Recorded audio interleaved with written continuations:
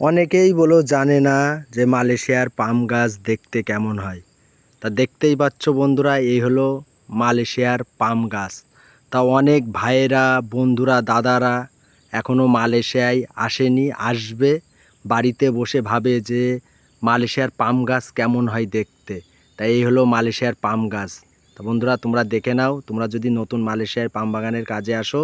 তাই এই হলো মালয়েশিয়ার পাম গাছ। আর পাম গাছে পাম ফল পাকলে দেখতে কেমন লাগে তোমাদের দেখাবো। তো দেখতেই পাচ্ছ, এই যে গাছে পাম ফল পেকে আছে।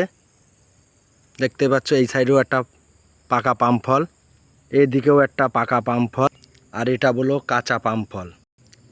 আর এই পাম ফলটা এত পরিমাণে পেকেছে, পেকে এর যে বিজি, যে ছোট ছোট ফলগুলো মালয়েশিয়াতে বলা হয় বিজি, বিজিগুলো সব গাছের গোড়ায় পড়ে আছে। তোমাদের দেখাবো। দেখতেই পাচ্ছ সব গাছের গোড়ায় পড়ে আছে, এই বিজিগুলোও সব কুড়িয়ে নেওয়া হবে।